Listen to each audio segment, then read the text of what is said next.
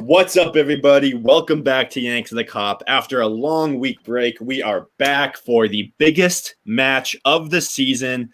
It is the pre-match podcast, Liverpool Manchester United battle for top of the table. It's going to be a hell of a fucking game. I'm your host, Steve, as always, joined by my brother, Scans, and our good mate, Wahomie, out in London. And for this match, we had to bring an enemy behind the lines. We have our good buddy, Tom. You can find him on Twitter at Tomasso Moldini. Tom, thanks so much for joining us, man. How are you doing today? Much. Thank you for having me. Cheers. Thank you. Do you know what? I'm just delighted that there's some kind of a United and Liverpool rivalry back, to be honest. Like, it's been missing for so long. Like, so I'm happy. I'm happy to be across enemy lines. I think it's nice. I can poke the beast for a while, and for once, I get to talk to you, and we're on top of the table. This is amazing. This hasn't happened since like 2013 or something, 2012. So this is good. This is good. It's gonna be good. I completely agree. It's nice to have a rivalry back. Andrew, and Wahomie, how are you guys doing? How are we feeling? I'm actually a mixture of nervousness and like excited for this match. You know, like nervousness because I'd hate to lose to United and have an unbeaten record gone. And happiness knowing that, you know, I feel that with all the results that have happened this week, I feel there's going to be a reaction. Has to be. So, you know, and I'm just looking forward to seeing Thiago. Chris Welch coming in again. It's great to be back, guys. It's great to be back. Let's get into it. Awesome. All right, let's start with our opening statements. I want to start because I'm fired up about this. Mark Clattenburg ultimately just told everybody that corruption exists in the Premier League. So I want to let everybody know, if you haven't seen it, I'm sure you have. If you're on Twitter, you've already seen it. But I am heated. I am sweating. I am mad about what I just read. Mark Clattenburg on Jurgen Klopp. He does not like losing. He never has. He gets prickly. But he is wrong to suggest that there's an aura around United that sees them given favorable decisions. There used to be that when Fergie was there, but now it has eased massively since he left. So not only did he just confirm that Fergie was just bossing around the sidelines, which we all already knew in the first place, but you notice how he said eased massively and didn't say completely got rid of. It's still today. It's still going on today. All you got to do is just look at the favorable decisions going their way, and that tells you everything you need to know. The referees are in their pockets. We got to do everything we can to turn that around, and it is absolutely ridiculous that he just made that comment. And obviously now nothing can happen, but it's fucking bullshit. It's been happening for a very long time. I'm heated. I don't want to see him anywhere near our game or anything like that. I know he won't be, but still confirms everything that we always knew. United are a bunch of cheating cunts.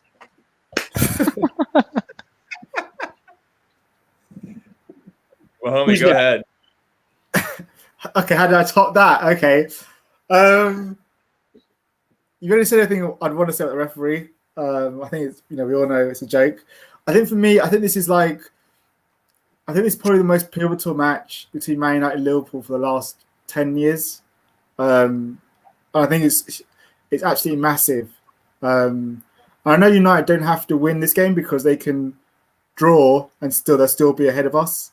But for Liverpool, this is it's huge. None of us are unbeaten record on the line, where we can go I think 67 games unbeaten. But it's massive. For us, it's a must-win game. So for me, we've not been in great form.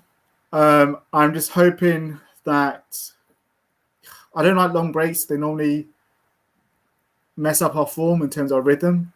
But I'm just hoping that with City winning yesterday, United winning the day before, that Liverpool come out the blocks and we show we're the champions. So for me, it's a mixture of emotions. Yeah, I want to go a different route. I want to talk about Jordan Henderson and the lack of center backs in our team right now due to injury. I think that right now we're 3 points behind United. Obviously, City are, I think, 2 points behind with a game in hand. Our rivals are on top of us right now. And if Jordan Henderson starts this game against Manchester United, that is absolutely shameful. We cannot be relying on two midfielders to play center back in one of the biggest games of the year. FSG, Jurgen Klopp, Michael Edwards, if we want to win the league or win any silverware this year, they need to go out and buy a center back, whether that's Eder Militao, Socrates from Arsenal. I don't care. I'll take anybody, but somebody like Reece Williams and Nat Phillips, they're just not the guys that we need in a big game like this, a massive game like this that could decide the Premier League title.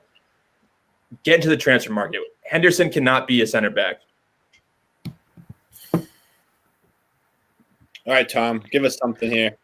So this, like, honestly, right, this is all music to my ears. Like this, hearing Liverpool fans worried about what the refs are saying before we play you, hearing Liverpool fans worried about the fact that we don't have to win the game, we can draw it. That is like, it's music because I haven't heard it in so long.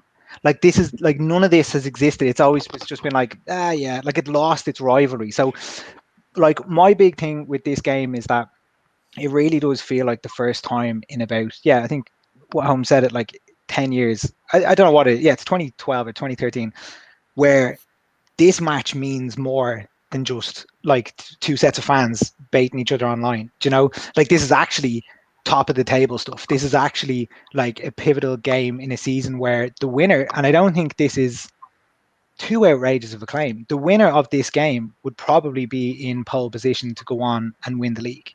And that's something I wouldn't have said this in October, probably not in November. Like I wouldn't have looked at this game and said, "Oh, geez, if we beat Liverpool in January, we might win the league." Like it's just not. So, like it's a feel good. Like it's just nice to be back. It's nice to be back at the big table. That's how it feels. You know, not fighting for sixth. You know, it's nice. Also on the ref thing, I just want to say, like I read about Klopp stuff and him saying about like Tierney reffing, and it's interesting that like Fergie would have done that for years, where he would have talked about the referee in a big game. So I don't even like, I laughed when Klopp said it. I didn't even get angry. I was like, yeah, like fair play. Like, you know, because that's what he should do. He should put the pressure on him. He should, you know, like we did it for years. So like it's you know what, I like Klopp and I just respect it. This I feel this hour chat is going to be a lot of respect as opposed to slagging and baiting back and forth. I don't know, man. I don't know. You're numbered 3-1, so I don't know. We'll see what happens. Yeah, we'll see. Yeah, we'll see. All right, but let's get into the rundown. We got a lot to talk about here. That's for damn sure. So, really to start us off, Tom. I mean, you know, I don't think anybody expected Manchester United to be on top of the table right now. So, I mean, especially with how the season started for you guys. So why don't you just tell us a little bit about your thoughts on how the season has started and, you know, overall, like where you are today? Yeah, like, and I can be honest here, right? So up until probably October, I was still completely unsure on Ollie. Like I'm saying October, probably around Christmas still. Like I was always of the belief that like I just didn't feel that he could go beyond a certain level. Okay, so I thought he came in and he stabilized a sinking ship when Mourinho left. His man management skills, I think, are like unquestionable. Like he has got the morale and the team happy and they're playing better. I think in terms of how this season has panned out, like, so obviously we lost Palace, like, and then we struggled against Brighton with a penalty that wasn't a penalty, that was a penalty. Then like Spurs 6, like it got gradually worse. But what he has done is like, and this is like, I have to give him credit for this and admire him, is that I don't know, again, I don't know if you guys remember this, but when we lost to Arsenal, there was like outrageous pressure under Solskjaer. Like, so Pochettino was being mentioned in the press every single day. There was like, we're talking with Poch. Yeah. I think we beat West Brom. No, who did we beat before the international? Could have beat Everton. I can't remember who we beat. We beat somebody before the international break. We go away. There's increased pressure again. We come back. We beat West Brom. And we haven't lost a game in the league since that Arsenal game. So what he's done is he's managed to kind of round the troops up, and we've gone on a run that we haven't been on for so long. And at that precise moment, we started seeing the likes of Liverpool drop points. City started dropping points. And like, we've now found ourselves on the 14th of January top of the table by 3 points, playing second place in what is a 6-pointer. Like it's a weird season. It's exactly. It's been an outrageously weird season. I know we're not alone. Like I'm sure Liverpool fans, you would have expected to obviously beat West Brom, beat Fulham, beat Newcastle. Like these are teams everyone expected you to beat. Man City, we didn't expect them to drop as many points. The only thing I would say is that like I'm 100% not getting carried away. Like it's just nice to like be in this position. I'm just enjoying it. I think City will win the league, if I'm being honest. Like I do. I think City are being horrendously overlooked. They're hitting a bit of form at the moment. They're still missing a lot of players. Like I think City will be the biggest challenge to either of us to win the league. But do you know what? Like I'm saying October, I could probably be December, where I was just like I would take Pochettino, and it's nothing against Ollie. I just didn't feel he would get us beyond a certain point, and I feel I'm gonna have a lot of apologizing to do come May. But he's a great guy. He's a great guy. After your summer window, like there was a lot of in the summer about Sancho. There's a lot of people who felt that you should have got Sancho, that Ollie wasn't backed enough in the summer. Did you feel that was the case from your point of view, that they should have gone out and bought Sancho, that he wasn't backed, Ollie? Yeah, it was an interesting one. So I thought we were getting Sancho. I completely thought that was a done deal. Like it was done. Number 7, Sancho, lovely. Say that again. One of his jerseys behind you, Sancho on the back. Every single one of them, even the Ireland jersey, Sancho. I think it's a stretch to say he wasn't backed. I think it was a case of just the numbers didn't add up. Like I think it was just a case of the club, and in the middle of COVID as well, for us to go and spend like 107 million or whatever it was on a player was probably just immoral. Like it just probably didn't make sense. And our board are notoriously stingy anyway. They try and like drag everything out. A part of me feels that like they probably thought that Dortmund would just buckle under pressure and just say, okay, like whatever you want, and they didn't. And then it was like, shit. Here's Cavani. I don't think it was that he wasn't backed, because like we brought in Telles, we brought in Donny van de Beek. Oh, he's not playing. Like Amad Diallo, Palestri, like there's players there. We spent money. Like it just wasn't a case of 107 on one player. I still wish we did, but like I don't think it was a case of Ollie not being backed. I can't say our summer signings have been amazing either, by the way. Like Donny doesn't play. Telles plays in games that aren't big games. Cavani's been good. I think he's been the biggest surprise for me. Like I had fears over him because he hadn't kicked the ball competitively since February, I think, before we signed him, and then he was injured, and then COVID, and he never played for PSG again. And then he has come in though, and he has shown like he's a different outlet. I hope he starts against you on Sunday. Like he is different to what we currently have. Martial is not the out and out striker that he wants to be, or that we need him to be, or that he thinks he is. Whereas Cavani is that kind of predator, and like he's just a natural finisher. So I think he's probably been our most impressive signing this season. And then Bruno is king. Tom, they said J-Doc here in the chat said 120 million for a youngster is a huge and risky investment. That seemed to be the fee that Sancho was going for in the summer. I mean, if he's available this summer, do you pay that fee if it's still around that number? So I always look at transfers in two ways, right? So it's not my money. So yeah, I'd pay it. Just pay the money. Pay it. What's that what? And like if it doesn't work out, it's not my money. Like I don't whatever. I think he's worth it? Like, do I think he's worth 120 million? Like, I mean, on last season he was. This season he hasn't been good at all. But like I was reading stuff that like his head was just completely thrown after United just abandoned him, like, and didn't sign him. But he started to hit a bit of form when the transfer window opened, which I think is quite ironic. Same with Pogba. But look, it is a risky investment. But I think like every transfer at a once you go past a certain amount is a risk. Do you know? Like there's no concrete like absolute nailed on players. Like just Peter's on today. Hey Peter. There he is. Hey Peter. Yeah, there he is. I guess my next question would be, in terms of United's season so far. I mean, you guys have to be happy with it being in first place right now. But you guys have definitely struggled against the big six, I guess the big five. You haven't played Liverpool yet. I think you tied Chelsea, tied City, and lost to Arsenal and Spurs.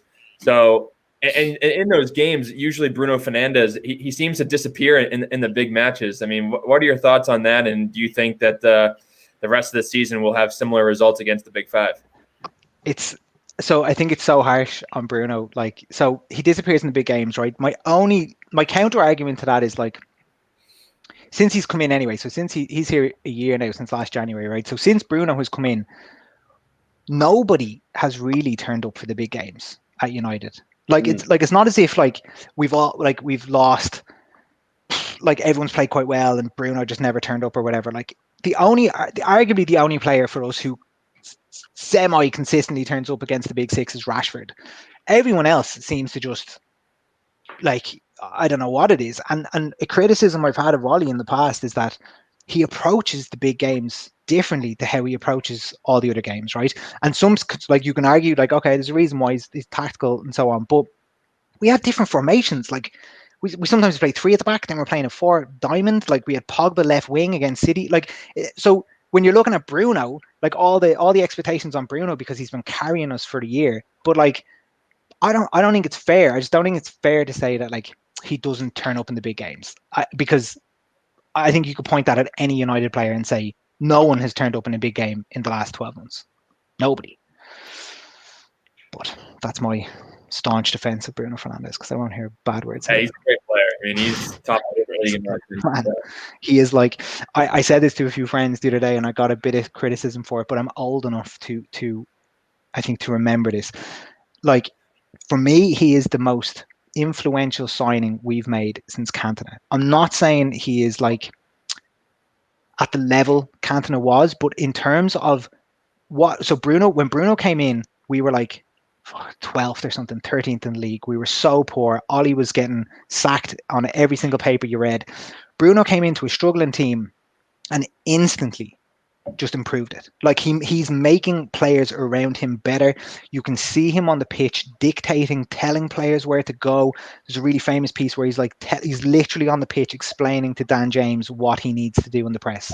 Like, I'm not saying Ollie should or shouldn't be doing it or whatever, but I'm just saying as a player to come in as influential and like instantly, like this wasn't like, oh, we signed him 2 years ago, we had to find his feet and he's straight in. This is what we need to do. So like, that's why I always feel so harsh about, like, I can't give him criticism about the big games because, again, I think a lot of players are guilty of it. But yeah, G-Doc, a good point. I was about to say it too. Literally, his impact was exactly what Van Dijk did for us. Just completely changed our defense. Yeah, and I remember in the past talking about United before they got Fernandes, and I was just saying what Rashford is. He's direly missing a creative guy behind him to set him up for goals, set him up, take some stuff off of him. And of course, the moment Bruno comes in, that's exactly what is done. The assist numbers are great.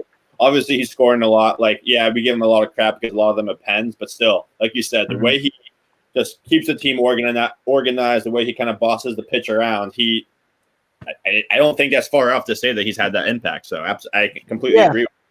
I think as well, like, if like.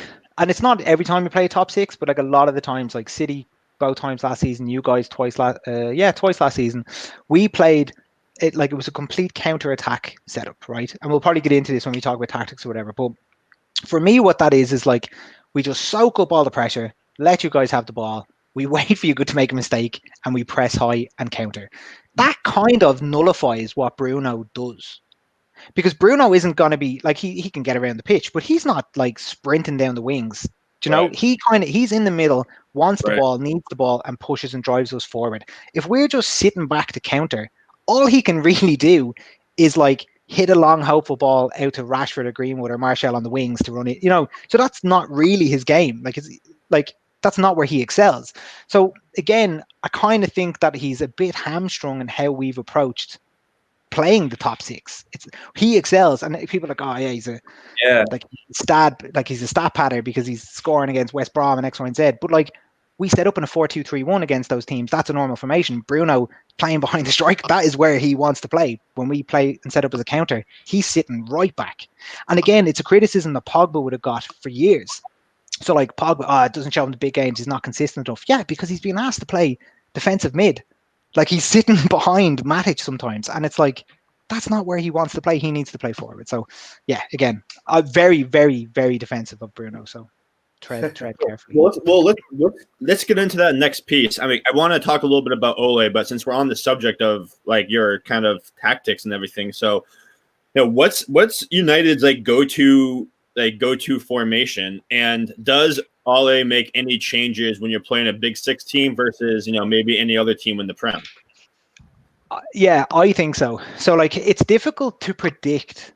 I found it anyway, and like listen, this is my opinion, right? So I'm sure the United fans will disagree, but I find it quite difficult to predict what lineup Ole will go with against a traditional top six team, because we've seen him change. As I mentioned, we've seen him play 3 at the back.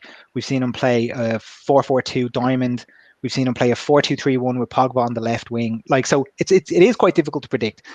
Our normal formation, and the one he's had the most success with, is the 4-2-3-1. So, and like, it doesn't matter who's kind of playing where, whatever, but that tends to be the formation. When he goes cautious, you tend to see the likes of like Fred and McTominay playing in the two holding midfielders. I assume that's because he doesn't trust his defense, so he wants the two lads in there. Excuse me. I think they do a good job. Like, I think Fred has improved, probably one of the most improved players under Ole in the last kind of 12, 18 months. McTominay is just like, again, he's probably a player like I wouldn't have started 12 months ago. And now you're kind of looking at him over the last few months and you're like, okay, like he kind of does a bit of everything. Like he's a bit of Roy the Rovers, gets box to box, scoring goals. He's gone in centre back and made last ditch tackles and stuff. But I think, we've also seen Dan James play actually against City last season as well. Like, and possibly against you, Dan James was starting, and it was just like we played 2 up front, and it was Rashford and Dan James, and it was like, what? Like, he hasn't played in months, and all of a sudden he's out. So my point is, it can be quite difficult to predict how he's going to approach that game. I think what I expect is a potentially more cautious approach to how he's played, say, the last. It'll be something similar to how he played against City in the league, the 0-0 draw. I think that's how he's going to set up, something very similar to that. I think he's got to be very conscious of Thiago, because he is like, and I've got to be honest, we nearly signed him in 2012. Like, I thought he was coming to us, David Moyes, and he goes to Bayern. And I was so heartbroken. But like, I really respect him as a footballer. I think he's absolute liquid. Like, he is so good. So I think like we have to be aware of that. And like, that's, again, when you look at like the likes of Fred and McTominay, they're both quite dynamic. They're both quite feisty. They'll get stuck in. And I imagine that's key to us on Sunday, is to kind of make sure we swamp Thiago as much as possible, which again leads me into the whole cautious approach. Probably swamp that midfield completely, and you probably see the likes of like Fred, McTominay, Pogba, Bruno, Rashford, Cavani, something like that. Some kind of a 4-4-2, 4. It depends how he sets up, but again, I think you're going to see those kind of 4 central players in that midfield, and then Rashford and Cavani up top. Tom, just a question. Yeah, just you said that.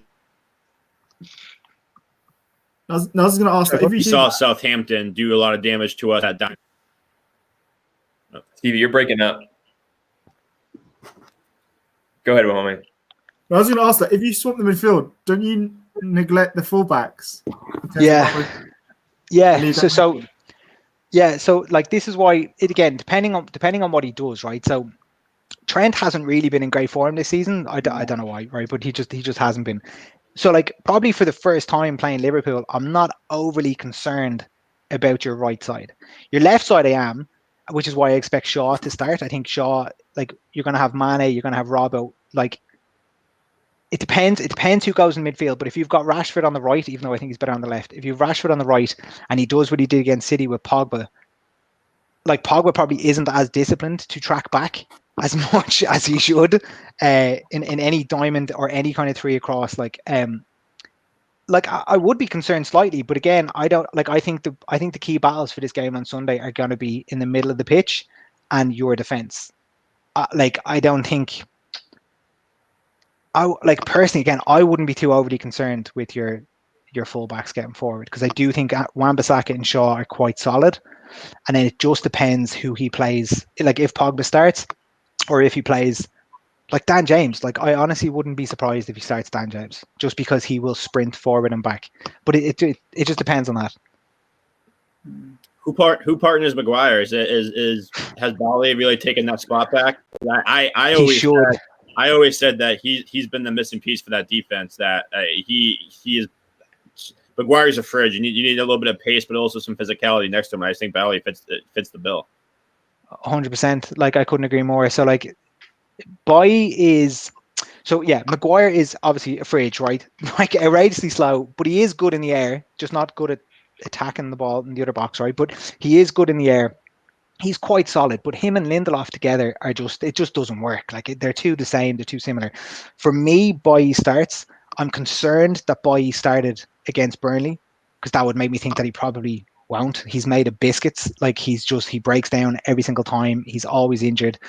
So like, and the thing with Bay that I kind of love and hate is that he's just as likely to like put in an unbelievable performance and get man of the match as he is to like end up on a stretcher and end up in a hospital. Like he gets injured, he gets sent off. Like, but for me, he would still be my number one starting centre back. Like it would be Maguire and Boy, but I don't think he does it. I think he does Lindelof, because Ollie has tended to go with Lindelof in the bigger games. And the fact he played against Burnley, it just makes me think.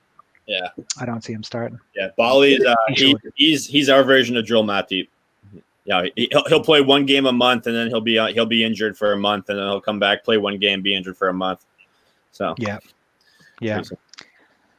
Tuesday to Sunday rest, though. I feel like we're gonna see Bailly. I mean, I could be very well wrong, but I think he's been playing immensely lately. He's been phenomenal, and he's just such a better center back than Lindelof is. He just has that natural defensive awareness. Yeah. He seems to block every single shot.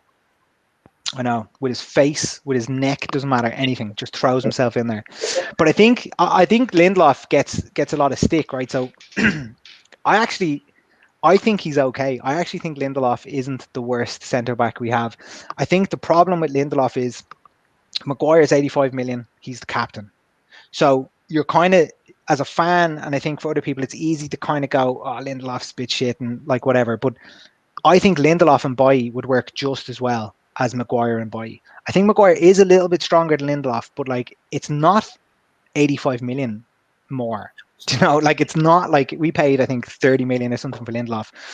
But like Maguire is not on the same page as Virgil, for instance, right? And like their fees are quite similar. But like we can't drop Maguire. He's captain and he cost us 85 million. So he's always playing. So it's like, all right, who partners Maguire? Whereas I actually think Axel Tuanzebe is probably one of our best centre backs. Like I would play him and Bailly over Maguire and Lindelof, but it's not going to happen. But like, again, it comes down to like it's Maguire and who, because of like you're just stuck with that.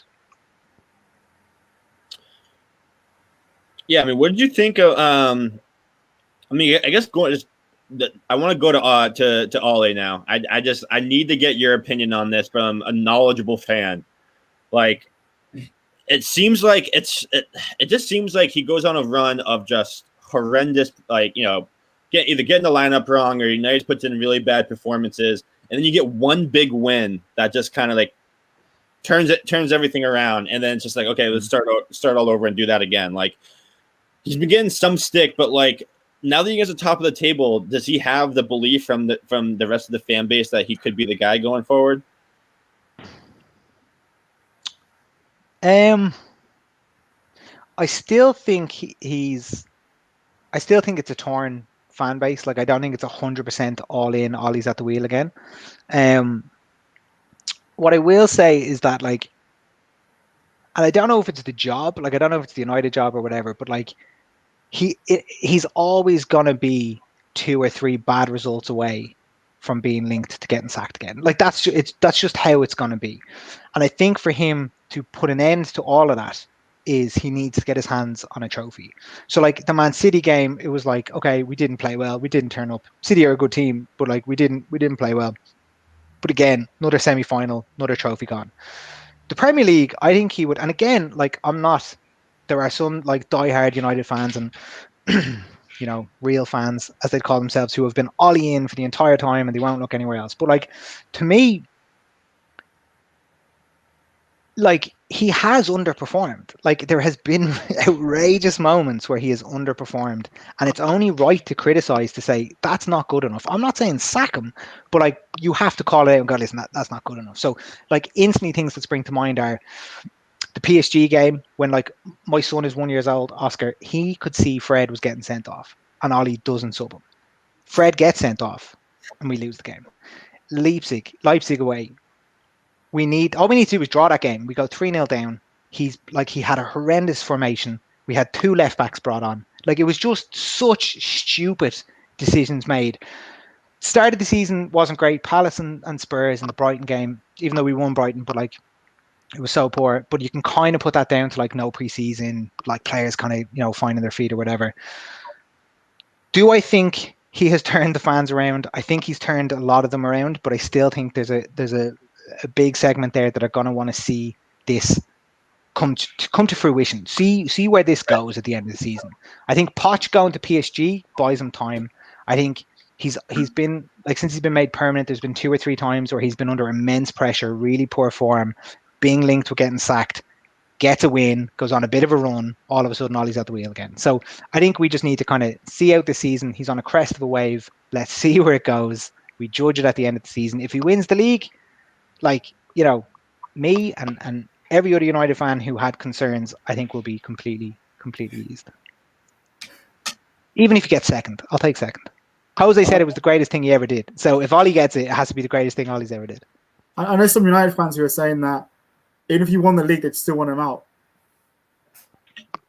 I definitely wouldn't. So no, like, so I think what I call that is like some United fans are in too deep. Like they're in too deep. They want him out. They can't back down now. So it's like, yeah, well, if he wins the league, you know, did we win the league despite Ollie, or was it because of Ollie? You know, like, or Bruno won that league. It wasn't Ollie, or whatever they want to say. So, and again, like I've been around the block with this. Like I've had a love-hate relationship with him over some things. I loved him as a player when he first came in. Again, he, as I mentioned earlier, like he picked up the pieces of a team that was like on its back. But then he just makes some really naive, stupid decisions, and then you're kind of like managing United comes with pressure. You know, as Liverpool, like, you know, you're a manager like Roy Hodgson found out, like Brendan Rodgers found out, like you make poor decisions, people are going to criticize you, and rightly so. Like I felt as if people were saying like, oh, you can't criticize Ollie because he's a club legend and he needs time. Oh yeah, okay, but like we have to be able to, as fans, say that's a mistake. You shouldn't have done that, or what are we doing there? And like I don't get it. We can say that about players, but you can't say it about a manager. Like, come on, like that's not like I'm not driving a train to sack Ollie. I'm just saying let's question when things are fucking wrong. Like, you know, but yeah, like I mean, listen. You'd be a fool to say, as a United fan, you'd be a fool to say he hasn't done a good job this season. Like, yeah. What are we? The 14th of January, we're top of the league by 3 points. You can't. What an idiot are you going to be to go Ollie out? Well, Tom, I gotta get your opinion on one thing. We have this. I guess I'll call him a fan of the show. I guess we have this guy Charles who likes to join our chat, and he leaves this message for us every single week, every single time we have an episode. You guys should always all be scared about Tottenham Hotspur in quadruple this season. Really quick, can you just help us out here? We can all agree Tottenham not win the quadruple, correct? Tottenham aren't winning anything. Tottenham aren't going to win anything. The only thing Tottenham are going to get at the end of the season is a new manager. Like when Jose gets the bullet, or like leaves your team in absolute ruins. You're going to have Harry Kane, Son. They're all going to want to leave. No one's talking to each other. Jose goes off into the sunset, and you end up with Harry Redknapp again. That's how that goes. Coming back. Well, this is a question for everybody, though. I mean, especially with where City is. You know, City, they still have their game in hand. You know, if they win, I think technically if they were to play tomorrow and win, they'd be 1 point ahead. How big is this game for both parties, Liverpool and Manchester United? Andrew, I'll start with you. I mean, it's massive. You know, I just think that it's just like Tom said earlier. It's 6 points. It's a 6 point swing. It's at Anfield, so we have that record to defend. City have a game in hand, like I said earlier. I mean, there's rivals, so there's so many different dynamics in this game. The lads, obviously, the squad has definitely fallen into a bit of a rut. They've fallen out of form. This is the turning point right here. I said this last week. This is the turning point. This is where we need to get the win, get some momentum, and really start to go downhill from here. Because in the next month, we play against Manchester United again. We play against Spurs. We play against City, and we play against Leicester. And then we have the Champions League starting. So we need to start figuring out what's going on up top with our front three. We need to start locking down on defense, and hopefully we can sign a center back. I know a lot of people in the chat have been asking about that. We're going to get to that in a little bit. But this is a massive game. It's absolutely massive. It's Manchester United. It's Liverpool. It's always going to be massive. But in terms of the standings, it's even bigger.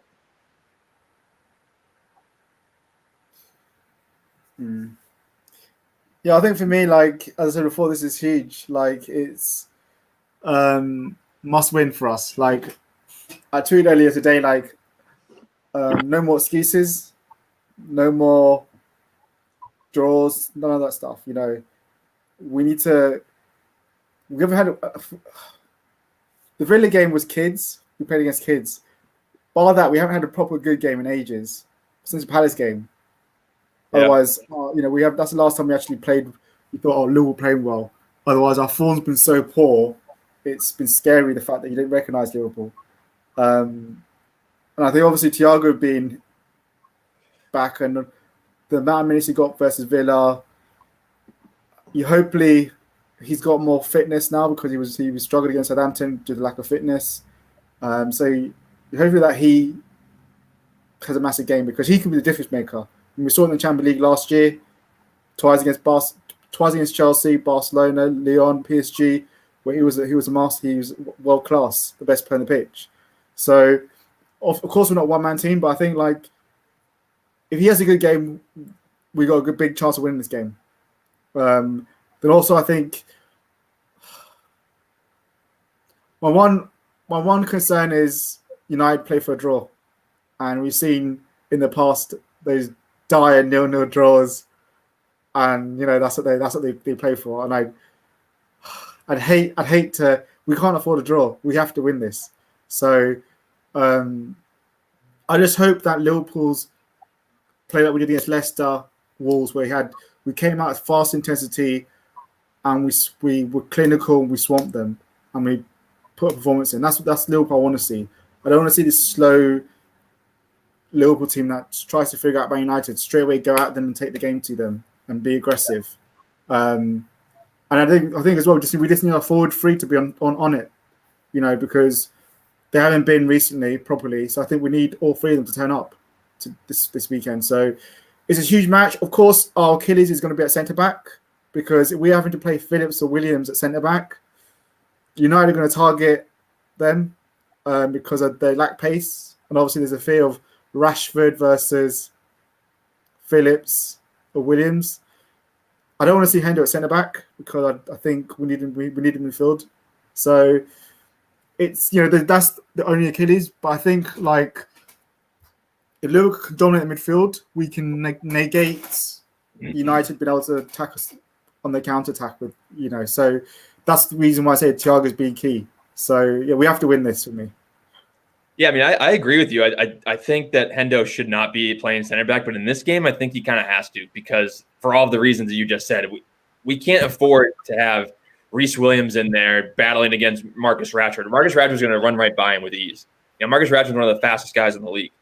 We can't have Nat Phillips in there because if, say, Cavani comes in, Cavani would dismantle Nat Phillips, just from a physical prowess. So I think Henderson's the only one who can really handle either scenario.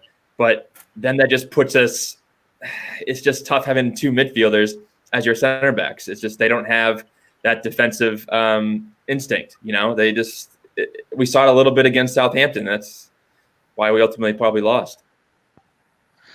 Well, homie, you mentioned there that like since the Palace game in particular, like it's a Liverpool side that you barely recognise. Like why? What is it? Like what is it in your mind that – why? Like as a United fan watching Liverpool, I'm like, okay, obviously we can say your defense like hasn't looked great, but like Salah hasn't been great. Trent hasn't been great. Like, it's not just your centre back issue, right?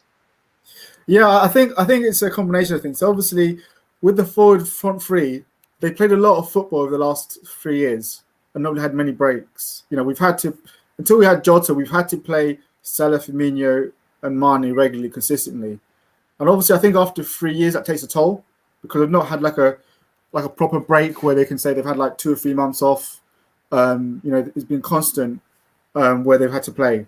I think obviously that's taken its toll.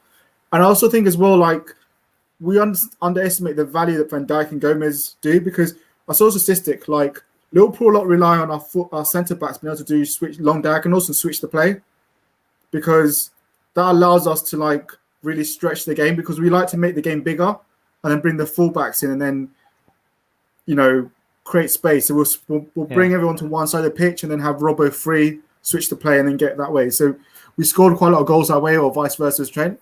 I think, like, Fabinho, as great as he's been a defender, he doesn't do the long passes. And we don't have anyone else who really does the switch the plays. And also Van Dijk and Gomez allow us to play a high line, which allows our forwards to be further up the pitch, and we then suffocate the opposition. We've not been able to do that this season. We've never been able to really suffocate the opposition because we've always had to worry about, okay, well, if Matip's injured and we're just playing Fabinho with Phillips and Williams, we have to either play much more deeper because of the lack of pace, or kind of like babysit them in a way. So I think that also takes a toll. And also with the injuries, we've had to key players in midfield as well, like the constant injuries of Keita, Ox, Shaqiri.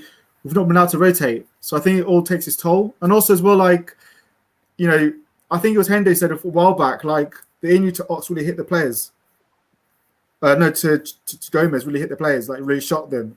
So I think it's a weird season, you know, and I just think, like, that's what I've always said, like, this game against Man United, if we win it, it can be the catalyst to put us on a run.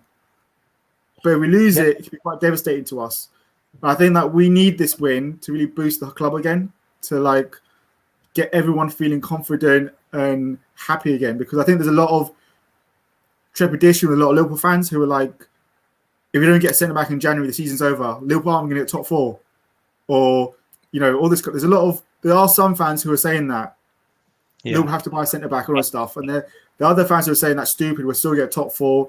We'll still challenge. So there is a kind of like a splitting of fans in terms of how people see the need of a centre back, and I think that's probably the reason why, like, we miss the certain players who are key to our style of play. So it's difficult, you know, because on one side, I'll say this finish, but then I'll finish. On the one side, the players we put out for Fulham, Newcastle, we should have still won. They were good enough to win those games, we should have won. For sure. Even with the injuries. So it's been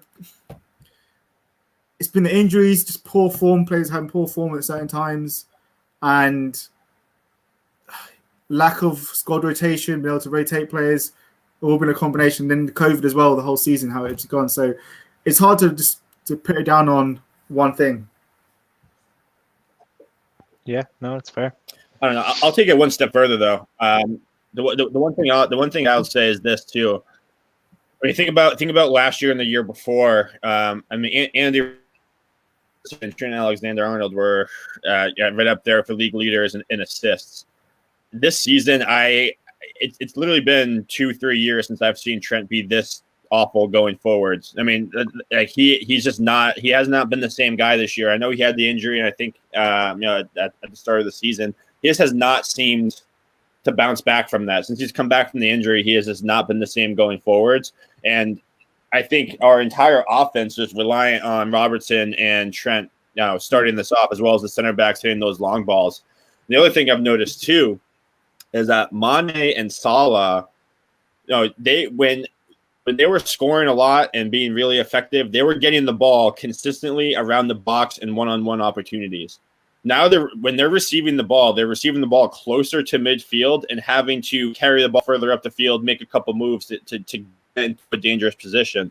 I think we've really, really, like, to a homie's point, we've really been missing guys like Oxlade-Chamberlain, guys like Naby Keita, Xherdan Shaqiri, who have that creative edge in the midfield, almost like what Bruno Fernandes brought to your team. when we're missing that creative piece in the midfield to open up play in the middle, because our midfielder, yes, we work hard, yes, we press hard. There's been a severe lack of creativity in that role, and playing those good through balls and finding those guys around the box. I think that's been really the biggest thing, and that's why I've been aching for Thiago to get healthy and be able to play a full 90, because I think he'll open up a lot of that space. So I think that's the thing. And a lot of teams now, regardless of where they are on the table, regardless of what their reputation is, more and more teams are playing more of a 4-4-2 formation and having two guys on each side all the way out in the wings to slow down those balls getting whipped in. So with everything else that homie just said, I think that's another element to why we're not really the full machine that we were in the past. On that point, it was one I noticed. Sorry, on the point about the kind of a 4-4-2 and having two wide players, right, covering your two fullbacks. Like when in the Southampton game, when I was watching it, you could almost see it was like Southampton at times were playing like a 2-4-4. Like they had four players up front, like alongside Theo and Danny Ings. They had their two wide players, Armstrong and I can't remember who the other guy was. And they were literally sitting on your two fullbacks and the two centre forwards nearly up at your centre halves when you had the ball. It was incredible. Like it was just for Southampton. And that's why I remember looking at the Southampton manager. I always get his name wrong. Hasenhüttl? We'll go with Hasenhüttl.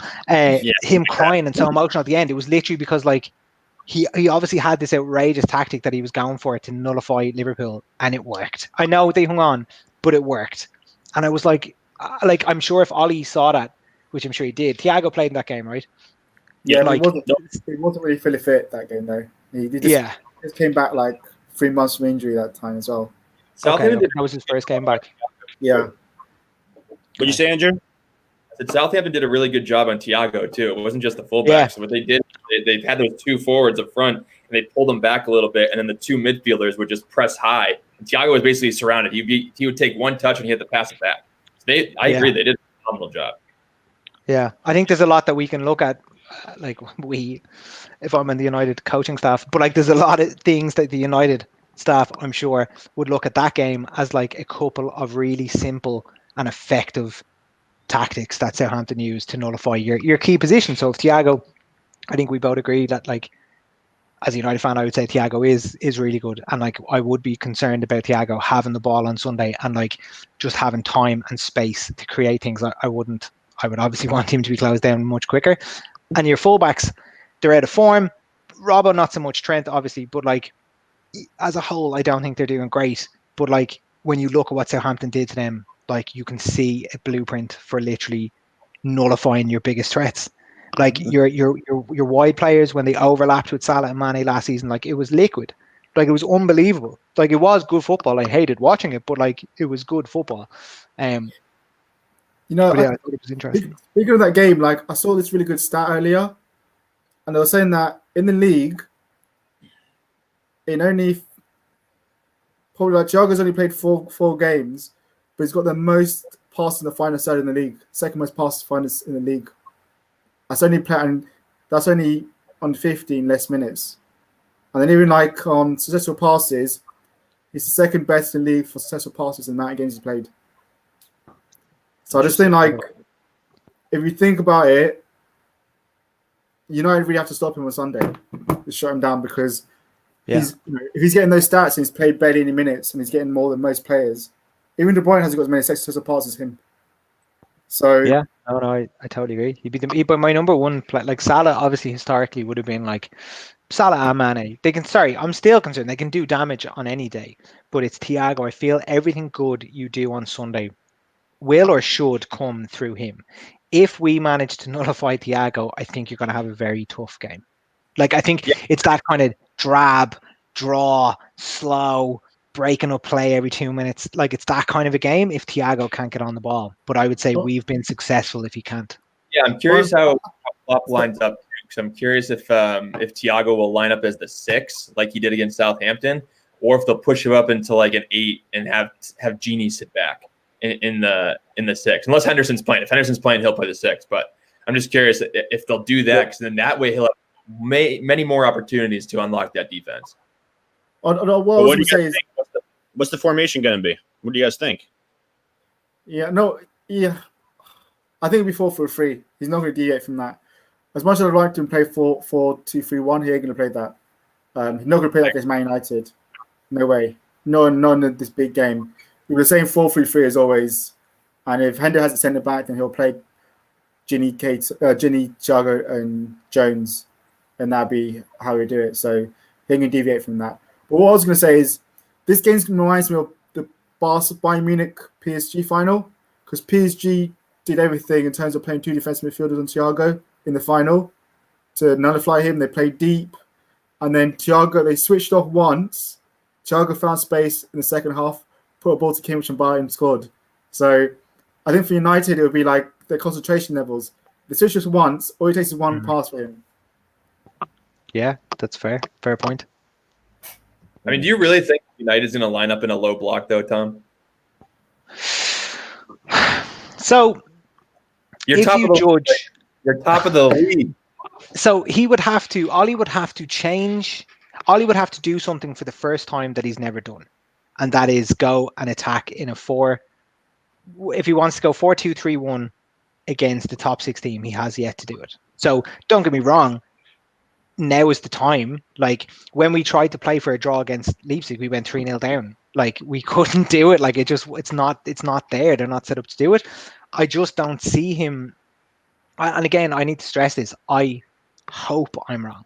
Like I'm praying I am wrong, but I just don't see him deviating from Fred playing as the 2 holding midfielders in front of the back 4, very compact in the middle, and waiting to counterattack. That's why, like I mentioned, like I hope it's Cavani, Rashford.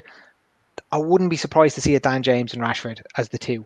And then we're literally just containing, swamp Thiago, getting a ball and counterattack. And that's what the reason why I think that's what he'll do is because that's what he's done. And it's gonna suck. And like we had to watch say that again. It'll be such a shit game. I know, but like, did you watch Man City, Man United? No, like it was the worst game of football in the world. Neither team wanted to beat it, and neither wanted to win it. And we just set up with like this horrible diamond midfield, as it kept saying, like Pogba. I remember watching the kid, and I was like, "Is Pogba on the left wing?" And he was like, he was out on the left. He obviously wasn't playing as a winger, but he was out on the left of a diamond. And it's like, again, if we're not playing 3 at the back, which I cannot see him going to 3 at the back, but like the only other formation he plays against top teams is this horrible low block diamond. And I'm saying horrible, but like it can be effective. Like we beat Man City with it, we beat you with it. Like it can be effective. It's just not a great game. It's not. And I want an old school, like 1996 United Liverpool, or like an early noughties Liverpool rivalry, like a proper 3-2, 3-all. I don't care. Let's just have 2 teams showing why they're first and second in the league, with like world-class players dotted around both teams, like going for it. But I just like that's a Sky Sports ad. Like I don't think it's gonna be what it's gonna be. Well, I know. So it sounds like you both think it's going to be a 4-3-3. So who partners Fabinho in the back, and what's your midfield 3? I think I get what Andrew's saying about that, but I think you have to. I don't agree with that. I just think that's what he's going to do. I know, I get that. I think you have to. I would not. I think as much as I don't like the idea of Phillips or Williams there, I think I want Henderson in the midfield. I think you miss him. You miss his energy too much. So I think, because he played Williams against Spurs when they had Kane and stuff. So I think he'll trust one of them on Sunday, and he'll put Hendo in midfield, and he'll do Hendo, Ginny, and Thiago, and he would hope that those 3 would dominate the midfield and stop Man United from getting the ball. I love that midfield. Yeah, and I think that's what he will do. So that's what I'd go with. Yeah, I mean, I agree. I think that he's going to go for a 4-3-3. I don't think this is the game he's really going to work on the 4-2-3-1, unfortunately, especially with Jota out. I know a lot of people are asking for Shaqiri to play in this game. There's no way he starts in this game. He might come in the second half for sure, but I don't think he starts at all. What's that?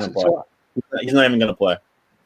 He won't get minutes. He can't play a 4-3-3 in our system. He can't. Incapable. So unless we fall behind, that's the only way he plays, which sucks. So I saw this. I saw this today. People talking about, people talking about Shaqiri, and like, for who? Drop Salah? Exactly. No, and line him up in the middle, but they're not going to line him up in the middle. They basically want us to drop like Genie Wijnaldum or someone like that. Okay. Like Hendo, Thiago, and Shaqiri in the midfield. Okay. Because, like, don't get me wrong, Shaqiri once absolutely upended us, like about 2 seasons ago. Yeah. He destroyed us. But I didn't know. Like, I thought they were saying, I know Salah's out of form, but I thought they were suggesting drop Salah and play Shaq. But like, okay, in the middle, that's a bit different. I actually think that's the biggest matchup in this game. I think it's going to be Mo Salah against Luke Shaw. I think that's going to be the big match. And if we're going to win this game, Mo Salah has to come up on top on that game. Because I think Mane and Aaron Wan-Bissaka, I think that's going to be a really good matchup to watch. You know, Mane might get one. Wan-Bissaka might get one. You know, I think it'll be pretty even, but I think Salah needs to take control over Luke Shaw. I think that's where the game will be won on the right side, because they expect the left side. The left side's been dominant all season. Robertson has been probably our best player this season. Sadio Mane is probably right behind him. So United's gonna have a lot of work to do on their right side.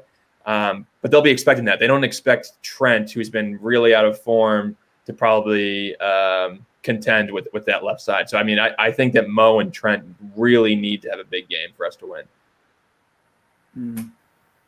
Well, you could also argue on the other side, though. I would say that the matchup between Rashford and Trent is just as big as that matchup. I mean, especially because we don't know who's going to be the center back partner.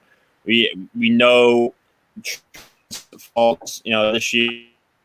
His, I don't want to say lack of defensive prowess, but it's not his biggest strength. But I especially with Fernandes in the middle, I just think it's going to be really scary if Trent gets too far forwards. If he's playing next to a guy like Phillips or Williams, that's going to leave a massive hole for Rashford to go have fun in. So I think that's also a huge matchup. I mean, Tom, what do you think are some of the big matchups to watch?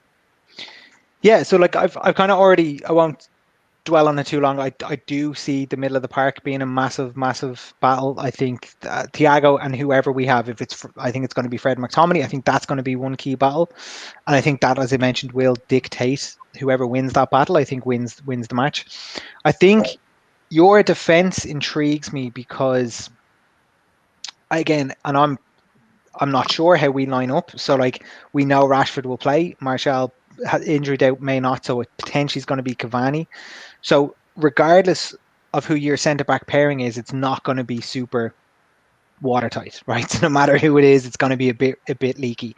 I'm fascinated to see, if we do start Cavani, what damage Cavani can do in your box, because I think he will pull your centre-backs apart. What Cavani's brilliant at doing is, like, not only can he obviously get himself into positions to score, but he's amazing at dragging defenders out of position. And if you have an inexperienced defender or centre-back in there who's going to go with Cavani, he opens space then for the likes of Bruno or Pogba or Rashford. And that, to me, is a really fascinating battle to see, okay, if we do go with Cavani, really experienced player against a very inexperienced centre-back, what he can do against them, I think, is incredible. Even when he doesn't have the ball, he's able to drag players out of position, creates a massive hole. Even if you were playing, let's just say, Fabinho and Henderson, I'm not saying you will, but if they were playing centre-back, like, they're not central defenders. So they're still instincts are going to be to kind of come off their line a small bit, open up space. We've got then Rashford to run into that all day. I do like the idea of Rashford lining up against Trent. If we play Rashford off the left, but again, he does play off the right quite a bit. So like, I would prefer Rashford to go up against Trent than against Robbo, because I do think Robbo has been in far better form. So I think it is a fascinating battle if we see Trent and Rashford go at it. From a defensive point of view, I do back Wan-Bissaka defensively. I don't think he's very good going forward at all. He offers us very little, but defensively he's incredibly solid. So I do like the idea of Wan-Bissaka up against Mane. I think that is one that I wouldn't be overly concerned about. I think it is an interesting battle. Luke Shaw on Salah, I think my only concern with that is the overlap. My only concern about that is, like, if Trent is coming forward and goes on an overlap, is whoever's playing on the left side of midfield, are they going to track back the entire time to help Shaw? Shaw's quite defensively solid. Like, he gets a lot of grief and he's called fat man and everything else, but he is quite defensively solid. Us signing Telles has actually kicked him up a gear and has made him, like, I don't know, hungrier. I don't know, excuse the pun, but like, he is keen to impress, and he's been really, really good. So like, again, maybe it's just nosebleed being top of the table. I'm not overly concerned about any one area of Liverpool bar Thiago. That he's the only player that I'm like, we need to win that. Shaw, Wan-Bissaka, I'm kind of okay about. Like, I'm gonna slide into your DMs during the game and just if it man, goes your way, I'm sliding in there. Yeah. I saw. Sorry, I just read a comment there. Chris Welch saying first time Liverpool United game without fans. Like, it actually, I think that is something you should like. It is more so because it's at home for you guys, but like, it is such like. So I was a season ticket holder up until the end of 16-17, and like, the Liverpool game is like, it's like none other. Like, it is just. And what's great is like, the fans absolutely hate each other. Like, there is pure hatred and spiteful, whatever you want to call it. After the match, it's unbelievable crack. Like, they actually do get on. Like, there's no Green Street. They're smashing each other up in lanes. Like, it's none of that. It's in pubs. It's good fun. But in the stadium, it is incredible. And it is sad that like, you're going to have to listen to like piped in fan music, and like, it's just not going to be the same. It's really not. Yeah, it stinks. So it's always fun. Like, we, some of my good buddies here in the States are Man United fans, so we have a lot of banter during the games. I can only imagine. We went to a United home opener. I think it's back in 2011 at Old Trafford against Newcastle, and I thought that was one of the coolest experiences I've ever been a part of. Nice. I can't really imagine what a Liverpool Man United game would be like. But before we get to the official predictions, I thought one thing that would be fun is if we did a quick combined 11, because I think there might be some contentious picks here, and I really want to hear it. So, I'd be amazed if we agree on this. Yeah. Okay. Should we do a 4-3-3 formation? Should we do a 4-2-3-1?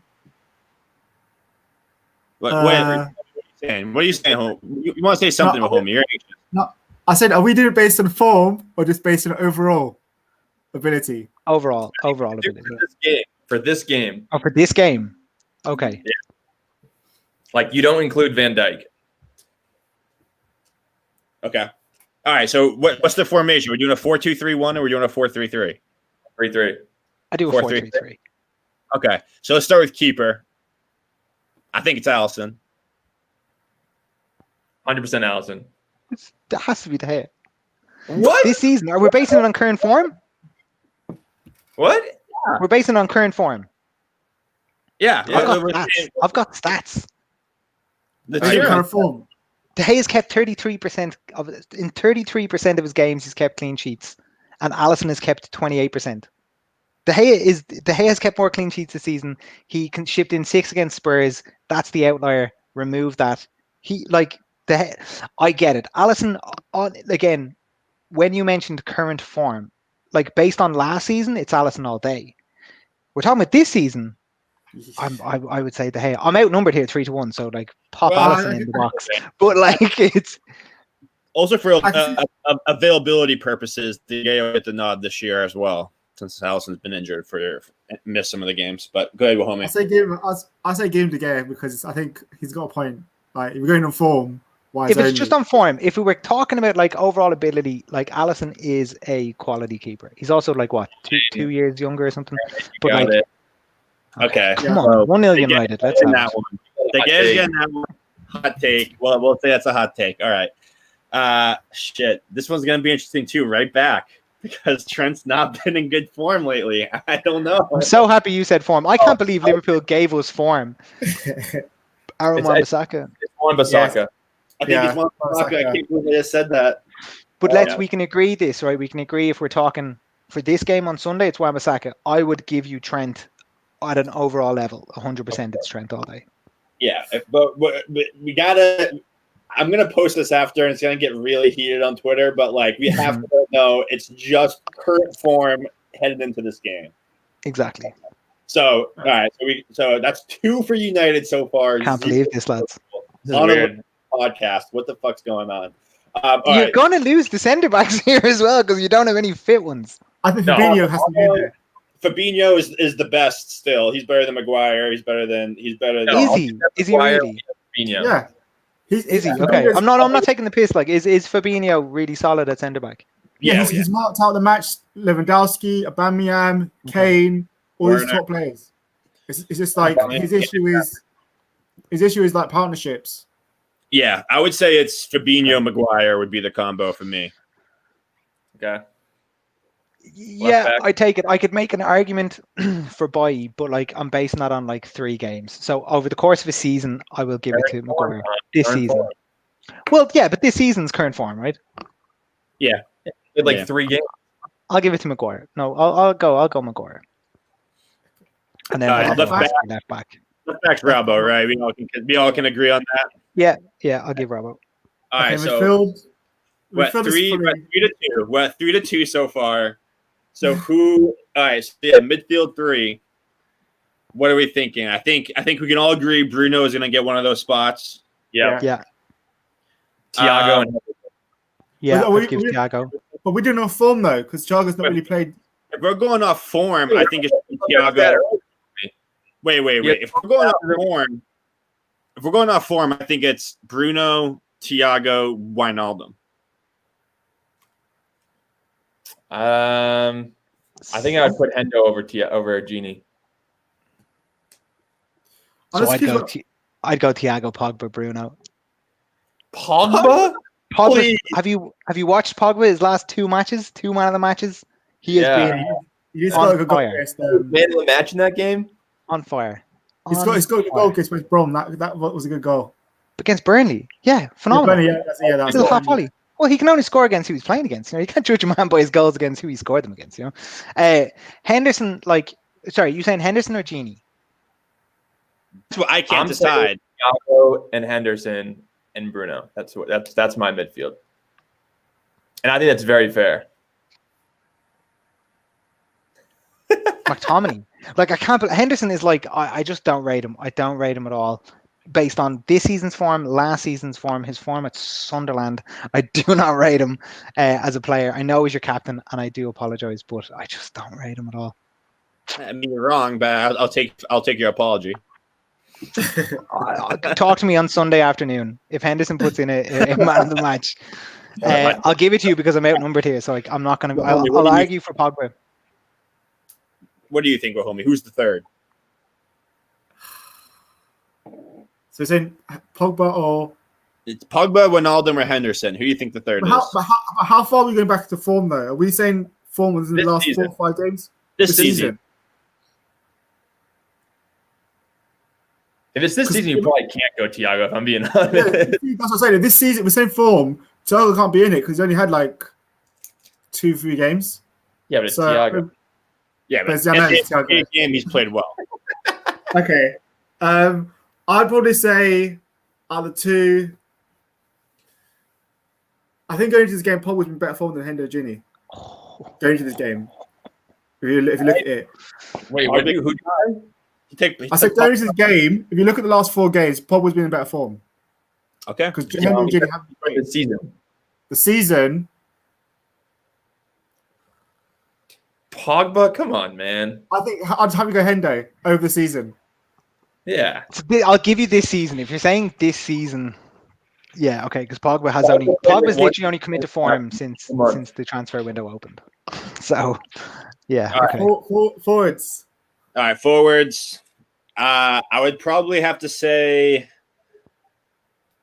I think Rashford's one of them. Mo I would Salah say Monty Rashford, right? Yeah. So Mane and Rashford are definitely 2, and I think the third is open for debate. No, he has 13 goals this season. He's the leading goal scorer in the league. On form, what do we say? Salah? We said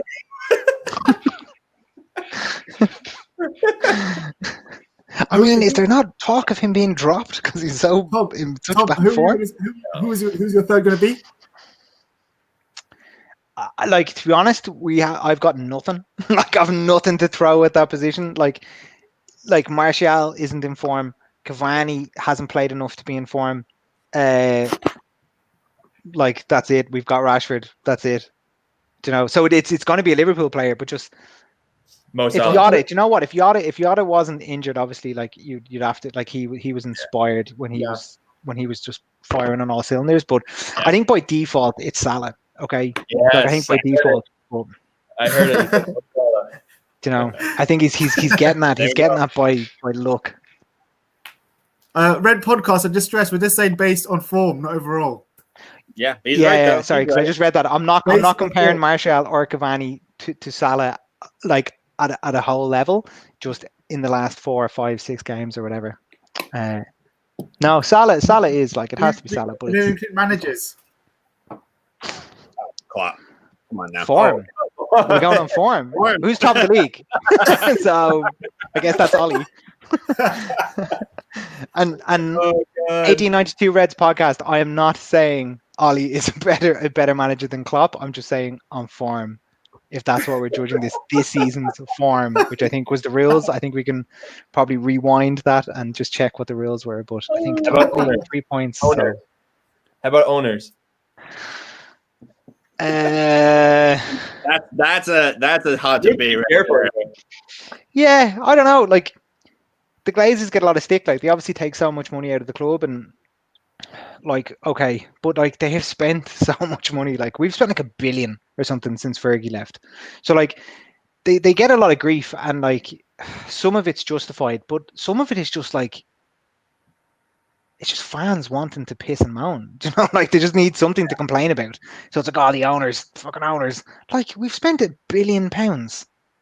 Like, it's not the Glazers' fault that, like, some of the players didn't work out. Like, you know, it's the manager or whatever the case might be. But like, the owners, I don't know. FSG, Henry seems quite sound. Seems like quite a sound lad.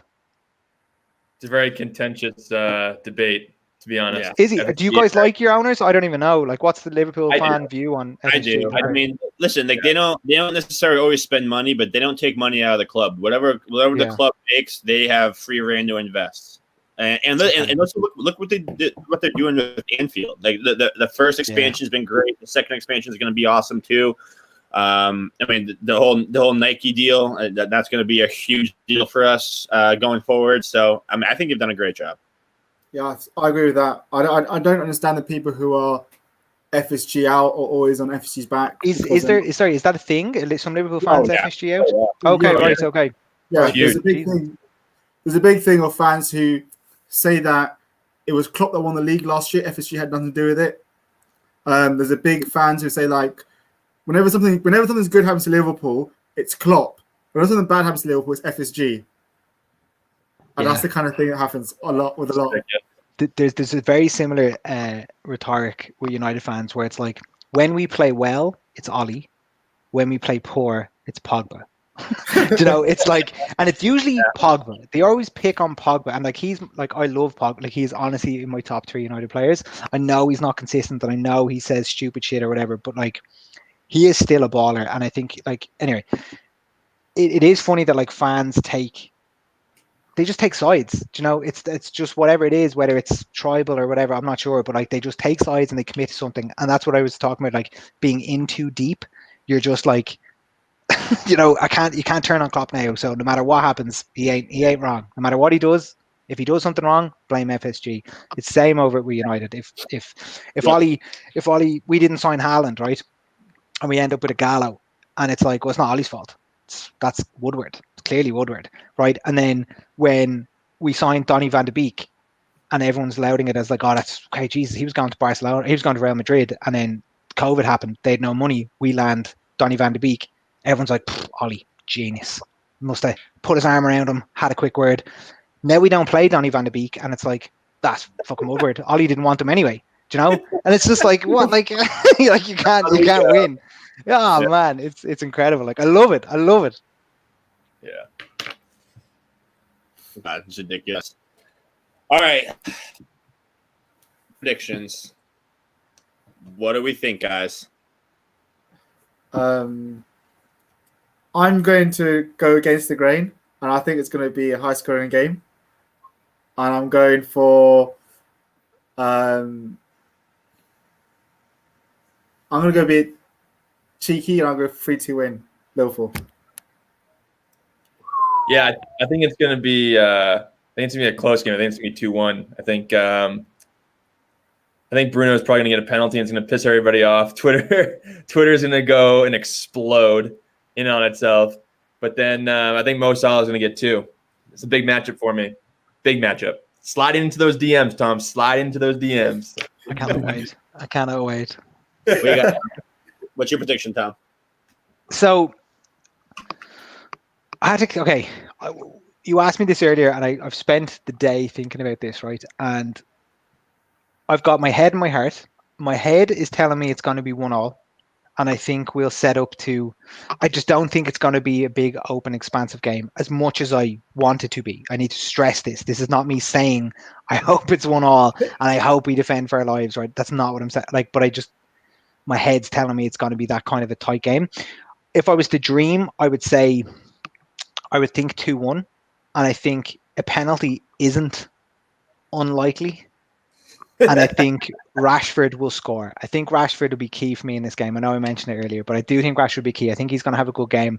I would like Bruno to step up, but I think I'm going to go with my heart on this one and not my head. I'm going to say 2-1 United. So I actually have a very similar thought process every time. My head is going to be a 1-1 draw just with how these guys play. We know that you're not going to get a penalty at some point. And I think Liverpool will be crafty enough to find one. But and this whole time off leading up to this game really concerns me as well from a Liverpool perspective. I'm going to say 1-1 draw. I think it's going to be a draw. I'm going to stick to that. I think it's going to be a draw. We're not going to be happy about it. It's going to be maybe a late penalty kick for Bruno. It's going to be questionable. It's going to be a hot topic after the game. I think we all know that at some point United's going to get a penalty. So, is this all coming from, right? So this is just because Klopp came out and said, "Oh, United get a lot of penalties," right? There was an amazing stat. I don't fully remember it, like everything about it, right? But there was like a stat going around during the week where it was like, if you took away all United's penalties this season, we'd be in. I think we were in second place. If you took away all Liverpool's penalties this season, you were in 10th. Like, we might get penalties, but like they're not like they're penalties. Like, so like stop fouling us in the box. Penalties in like 50 games. Stop tackling us in the box, like, you know? Just learn how to tackle, you know? Look, I think biggest dive in there. So Martial had a really bad dive the other week. He was really embarrassing, in fairness. But yeah, look, I think regardless what happens, regardless of the score, right? I think my dream match on Sunday is my biggest fear. Sorry, I'll start. My biggest fear is that we see something similar to, and this is from a United fan speaking, that I see something similar to the Man United game. That was like so bad. It was poison for the eyes. It was bleach. It was awful. So I'm hoping that, like, regardless of the score, I'm just hoping we go out that game with our best team possible, trying to win the game, knowing what's at stake, knowing that it's a 6-pointer, knowing that, like, for the first time in 10 years, we have a chance to play Liverpool in their own backyard, beat them, go 6 points clear at the top of the table, and then we have a decent run to go on after. And that's all I want. It seems like a lot, but like I just want a good game. I want an open game. I want Liverpool to bring it. I want United to bring it. I want it to be no shit, no stupid contentious ref decisions. I just want a proper old school derby. That's all I want. Respect that. I think we have to end it on that note. That was well said right there, Tom. So, thanks for joining us, man. This was an awesome show. Definitely want to have me, guys. Definitely want to have you on again for the second leg. And well, hey, we even the FA Cup. Hey, FA Cup in a week. Yeah. Yeah. So to have you back soon for that. If you're open. I'd be delighted, man. Too soon for me. I don't know. Well, I'm coming into your DMs. As soon as Rashford scores, I'm in your DMs. I'm in your DMs. Fucking shit up. Well, I love it. But for everyone who tuned in, as always, we really appreciate you guys. If you haven't yet, if you sat through this entire thing and you haven't liked and subscribed yet, I don't know what you're doing. Hit that button. Hit those buttons. We really appreciate you guys. We'll be back immediately after the match with our post-game reactions with a very special guest. We've been big fan of the show. Haven't had him on yet. We're really excited to have him on. You guys will see who that guest is on Sunday. But otherwise, Tom, like we said, thanks again, man. If you haven't followed Tom on Twitter yet, he is one of the only respectful Man United fans out there. Go ahead and give him a follow, and we'll have him back for the FA Cup preview. So thanks again, everybody. Up the Reds, and we'll talk to you next time. Thank you, guys. Take care. Bye-bye.